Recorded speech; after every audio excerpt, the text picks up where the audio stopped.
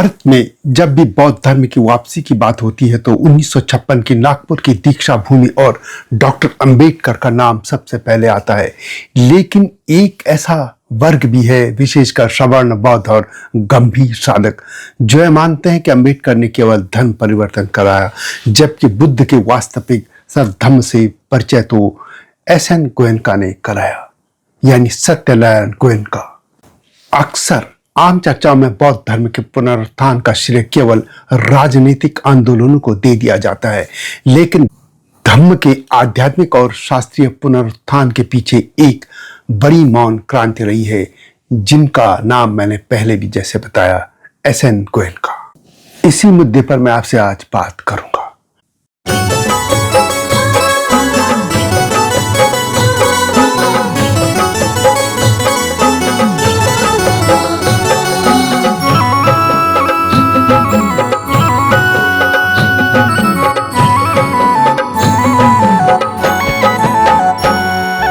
जय हिमालय, जय भारत। संसार भर में हिमालय लोग यूट्यूब चैनल देख रहे हैं, आप सभी का स्वागत है। और मैं हूं भारत की राजधानी नई दिल्ली से डॉक्टर हरिश्चंद्र लखेड़ा।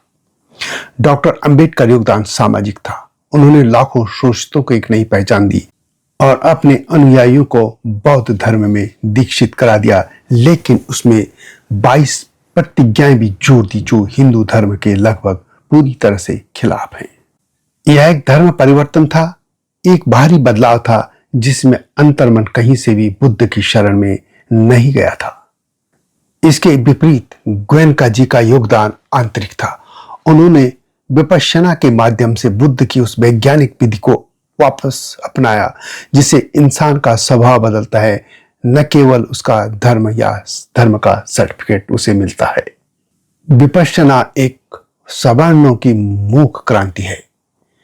यह बड़ा सत्य है कि गोएनका जी की वजह से भारत का वह सवर्ण और बौद्धिक वर्ग बुद्ध की ओर खिंचा चला आया जो अंबेडकरवादी राजनीति के उग्र रूप से डरता था। गोएनका जी ने बुद्ध को दलितों के देवता के सांचे से बाहर निकालकर उन्हें संपूर्ण मानवता का चिकित्सक बना दिया। अगर हम बात करें सवर्ण समाज की, तो सवर्ण समाज का व्यक्ति बुद्ध को अपना रहा है तो उसका श्रेय राजनीति को नहीं बल्कि उस साधना को जाता है जिसे गोएनका जी ने म्यांमार से लाकर निःशुल्क फैलाया। जबकि भारत में नवबुद्धायन जय भीम के शोर में खो रहा है। सवर्ण बौद्धों की सबसे बड़ी पीड़ा यही है कि आज का नवयान यानी अंबेडकरवादी बुद्धिज्म बुद्ध की शिक्षाओं से ज्यादा अंबेडकर की 22 प्रतिज्ञाओं पर टिका है। जहां बुद्ध मैत्री की बात करते थे, वहां आज के मंचों से अक्सर अन्य धर्मों के और खासतौर पर हिंदू धर्मों और खासतौर पर ब्राह्मणों के प्रति द्वेष झलकता है। गोएनका जी ने सिखाया कि बुद्ध की करुणा में द्वेष के लिए कोई जगह नहीं है। उन्होंने सवर्णों को बिना उनकी जड़ों से काटे बुद्ध के अष्टांगिक मार्ग पर चलना सिखाया। गोएनका जी ने पाली त्रिपिटक के संरक्षण और उसके वैज्ञानिक विश्लेषण पर जितना काम किया उतना शायद ही आधुनिक भारत में किसी ने किया हो।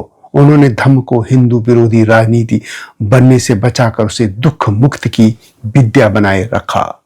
यह सत्य है कि बौद्ध धर्म का जो आज कुछ स्वरूप दिख रहा है या संख्या दिख रही है, वह डॉक्टर अंबेडकर के कारण ही है। यदि डॉक्टर अंबेडकर न होते तो भारत में बौद्धों की जनसंख्या न होती, लेकिन यदि एसएन गोएनका न होते तो भारत में बौद्ध धर्म की आत्मा यानी विपश्यना न होती। सवर्ण बौद्धों का मानना बिल्कुल सही है कि असली बुद्ध का परिचय गोएनका जी ने करवाया, क्योंकि उन्होंने बुद्ध को किसी विशेष जाति का नहीं बल्कि सार्वभौमिक बनाए रखा। गोएनका जी के विपश्यना ने लोगों को अहंकार मुक्ति का मार्ग दिखाया। एक सवर्ण हो या कोई भी जाति, वास्तविक बौद्ध होना तब तक संभव नहीं जब तक वह अपनी जातिगत श्रेष्ठता के बोध को जड़ से न उखाड़ फेंके। विपश्यना के 10 दिनों के शिविर में जब एक साधक अपनी आंखें बंद करके शरीर के भीतर की संवेदनाओं को देखता है तो उसे एक क्रांतिकारी सत्य का अनुभव होता है। उसे पता चलता है कि त्वचा के नीचे न कोई ब्राह्मण है, न क्षत्रिय, न वैश्य, न दलित। वहां केवल अणु और परमाणु का निरंतर प्रवाह है। इन केंद्रों में अरबपति व्यापारी और एक साधारण सेवक एक ही पंक्ति में बैठकर वही सादा भोजन करते हैं। इन केंद्रों में खास तौर पर सवर्ण बौद्धों के लिए नमो बुद्धाय का अर्थ किसी राजनीतिक दल का सदस्य होना नहीं है। उनके लिए इसका अर्थ है बुद्ध के वैज्ञानिक मार्ग के प्रति समर्पण।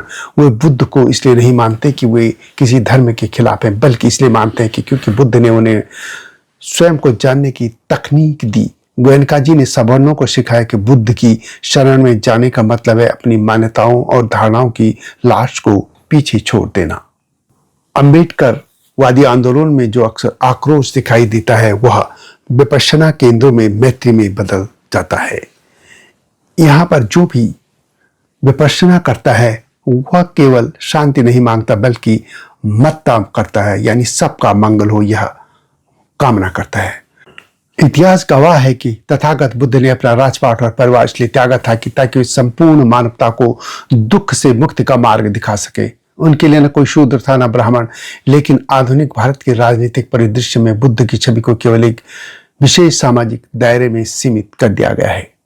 डॉक्टर अंबेडकर ने 1956 में जब लाखों लोगों को धम्म की दीक्षा दी तो उनका प्राथमिक उद्देश्य सामाजिक न्याय और समानता था। उन्होंने बुद्ध को एक क्रांतिकारी के रूप में पेश किया। इसका परिणाम यह हुआ कि महाराष्ट्र तथा उत्तर भारत के कई क्षेत्रों में दलित बस्तियों में बुद्ध को वैसे ही पूजा जाता है जैसे किसी कुल देवता की। वहां बुद्ध साधना के विषय कम और विरोध व पहचान के अधिक प्रतीक बन गए हैं। बुद्ध को लोक कल्याण से हटाकर जातिगत राजनीति का झंडा बना दिया गया है। बुद्ध का मार्ग शील, समाधि और प्रज्ञा का मार्ग था, लेकिन नवयान यानी अम्बेडकरवादी बुद्धिज्म में अक्सर इन तीनों का अभाव दिखता है। जहां बुद्ध ने अपदीपो भव यानी अपना दीपक स्वयं बनो कहा था, वहां आज बुद्ध को एक देवता की तरह मांग कर उनसे मांगी जाती है या उनके नाम पर राजनीतिक रैलियां की जाती हैं। अम्बेडकरी आंदोलन में बुद्ध को दलित देवता के सांचे में बंद किया जा रहा है, जबकि एस.एन. गोयनका जी ने विपश्यना के माध्यम से बुद्ध को फिर से सार्वभौमिक बनाया।